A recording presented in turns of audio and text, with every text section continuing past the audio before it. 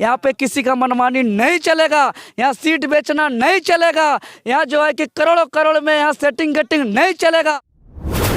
और ये जेपीएससी को हर हाल में झुकना पड़ेगा, तो हर हाल में झुकना पड़ेगा। सबको जान चुका है कि झूठ बोलने वाला मुख्यमंत्री है।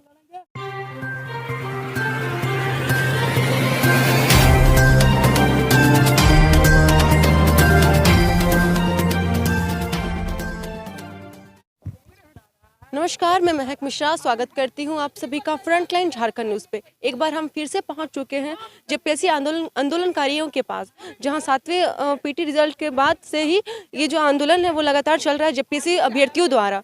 जेपीएससी की अंतिम संस्कार करने के बाद ये जो आंदोलनकारी है ये कहीं खो से गए थे, लेकिन आज फिर से एक बार ये उभर कर सामने आया है। तो हम जो जेपीएससी अभ्यर्थी है इनसे जानने की कोशिश करते हैं कि अब इनकी आगे की रणनीति क्या रहेगी।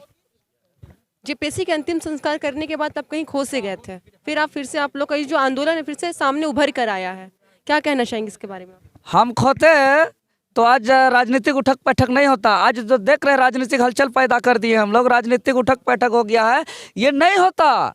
हम लोग ने आप लोग को प्रेस कॉन्फ्रेंस करके किया था कि गांव-गांव जा रहे हैं और घर घर बताने का काम करेंगे कि जेपीएससी कचरा का डब्बा, भ्रष्टाचार का अड्डा है। और मैं पूरे सिल्ली विधानसभा, पूरा राहे सोनातू, सिल्ली, अनगढ़ा, बुंडू, तमाड़ का एक एक घर घर में जाके बताने का काम किया है कि जेपीएससी में चोरी हो रहा है, जेपीएससी में गड़बड़ी हो रहा है, जेपीएससी में सीट बेचा जा रहा है और दलाल भ्रष्टाचारी लोग को वीडियो सीओ डीएसपी बना करके यहाँ के गरीब जनता को जो है कि शोषण, अत्याचार और जुर्म किया जाएगा। और ये जो है कि और ये आंदोलन जो हमारा जो गड़बड़ी है जेपीएससी का, एक एक सबूत हमने लोगों को बताने का काम किया है। और इसी का परिणाम है कि आज पूरे सत्ता पक्ष के विधायक भी हमारे समर्थन में आ रहे हैं। आदरणीय विधायक लोबिन हेम्ब्रम जी हमारे समर्थन में आ चुके हैं, राजेश कच्छप जी आ चुके हैं, इधर आपका सीता सोरेन जी आ चुकी है, आदरणीय पूर्व विधायक अमित महतो जी आ चुके हैं। ऐसे अब ये तो एक उदाहरण स्वरूप है। आगे देखते जाइए।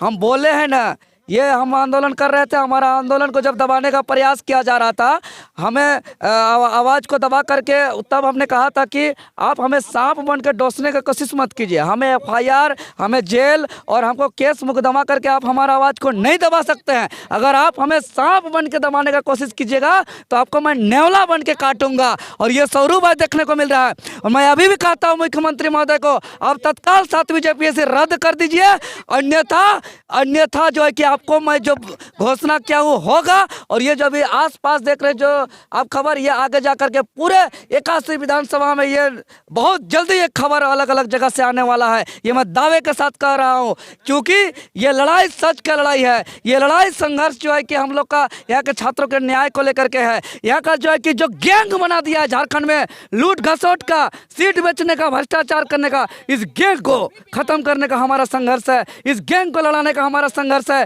झारखंड में शहीदों के सपनों का झारखंड बनाने का हमारा संघर्ष है। आंदोलनकारियों के अरमानों का झारखंड बनाने का हमारा संघर्ष है। यहाँ का जनता का जन आकांक्षा का झारखंड बनाने का हमारा संघर्ष है। और इस संघर्ष को हम लोग आगे बढ़ाते रहेंगे। और अभी तो हमारा समर्थन मिलना चालू हुआ है, ऐसा पूरे झारखंड में मिलेगा, क्योंकि लड़ाई सच का है। तो सच को हमेशा साथ मिला है, सच को हमेशा समर्थन मिला है। और ये जेपीएससी को हर हाल में झुकना पड़ेगा, तो हर हाल में झुकना पड़ेगा।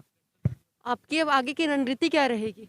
आगे जो हमारा जो ज़मीनी स्तर में काम चल रहा है, गांव-गांव जो हम बताने का काम कर रहे हैं, लोगों को जुड़ाने का काम कर रहे हैं, ये आगे जा कर के इतना बड़ा महाविस्फोटक आंदोलन होगा पूरे झारखंड के।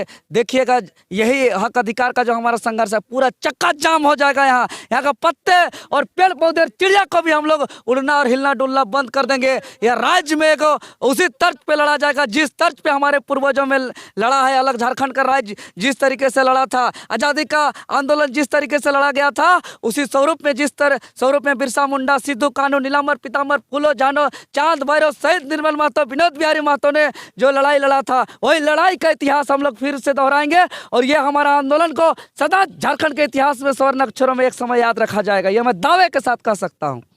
सुना गया था कि आप लोग आमरण अनशन पर बैठने वाले हैं, क्या कहेंगे इस बारे में? सब स्वरूप में आंदोलन होगा। अब देखते जाइए, अभी न्यायपालिका में भी हम लोग लड़ रहे हैं, PIL भी कर रहे हैं, रिट पिटिशन भी कर रहे हैं, और ये गांव गांव जाकर हम लोग जगाने का काम कर रहे हैं। हर स्वरूप में आंदोलन होगा और हर स्वरूप में आंदोलन करेंगे हम लोग, और ये JPSC को हम लोग पूरी तरह ऑपरेशन कर देंगे, और ये JPSC को नस्तनाबूद कर देंगे हम लोग। मजाक समझ के रखा है ये झारखंड राज्य को, ये झारखंड का माटी, झारखंड के भाषा, झारखंड के संस्कृति, हम लोग का सबसे समृद्धशाली झारखंड है। यहाँ पे किसी का मनमानी नहीं चलेगा, यहाँ सीट बेचना नहीं चलेगा, यहाँ जो है कि करोड़ों करोड़ में यहाँ सेटिंग गेटिंग नहीं चलेगा, और यह सारे सेटिंग गेटिंग जो है कि यहाँ हर हाल में बंद करना पड़ेगा, तो बंद करना पड़ेगा। अमित कुमार महतो जी का एक बयान सामने आ रहा है, JPSC भ्रष्ट है, क्या कहना चाहेंगे? अब JMM पार्टी छोड़ने का विचार कर चुके हैं वो, और अब उनका बयान आ रहा है सामने कि JPSC भ्रष्ट है, क्या कहना चाहेंगे इस बारे में? देखिए, पार्टी छोड़ना पकड़ना वो उनका व्यक्तिगत रूप है, वह है फैसला, लेकिन कम से कम अगर यदि वो कह रहे हैं कि JPSC में भ्रष्टाचार है और सरकार का आदमी होकर के बोल रहे हैं, तब तो माननीय मुख्यमंत्री महोदय को मान लेना चाहिए कि विपक्ष नहीं बोल रहा है, बल्कि ये आपके पक्ष के लोग। सीता सोरेन कौन पार्टी के हैं? लॉबिन हेम्ब्रम कौन पार्टी के हैं? राजेश कच्छप कौन पार्टी के हैं? ये तमाम लोग आपको बोल रहे हैं कि JPSC में गड़बड़ी हुई है, इसको रद्द करिए। तो आपको माननीय मुख्यमंत्री महोदय मान लीजिए, झारखंडियों के हित को ध्यान में रखते हुए जल्दी से JPSC रद्द करिए। आनन फानन में कुछ नहीं होता है, आप आनन फानन में परीक्षा ले लीजिएगा, सब चीज कर लीजिएगा, लेकिन अगला बारगी आपको बताता है आप ही का विधायक सब आपको छोड़ करके चल जाइए, अकेले खड़े रह जाइएगा सीट बेचने के लिए JPSC को। इसलिए हर हाल में इसको रद्द करना पड़ेगा। छठा JPSC में भी आपको देख चुका है आपके दोहरी नीति को, कि आप बोलते थे कि हमारी सरकार बनेगी तो हम सबसे पहले छठा JPSC को रद्द करेंगे, लेकिन आपने उसको नियुक्ति दिया। वही बात अब 7वां में कर रहे हैं। सबको जान चुका कि झूठ बोलने वाला मुख्यमंत्री है, इसलिए बर्दाश्त नहीं करेगा। सभी शिक्षण संस्थान बंद है, यहाँ पर ग्रेजुएशन और MA का जो परीक्षा है वो सब बंद हो गया है, लेकिन JPSC ये सोच रहा है कि किसी भी कारण, किसी भी प्रकार से ये परीक्षा ले लेना है, उसके बाद ये लोग कोर्ट लड़ते रहेगा, single bench, double bench, high court, supreme court, उसके बाद हम सीट बेच के निकल जाएंगे। इसीलिए ये लोग आनन फानन में ले रहा है।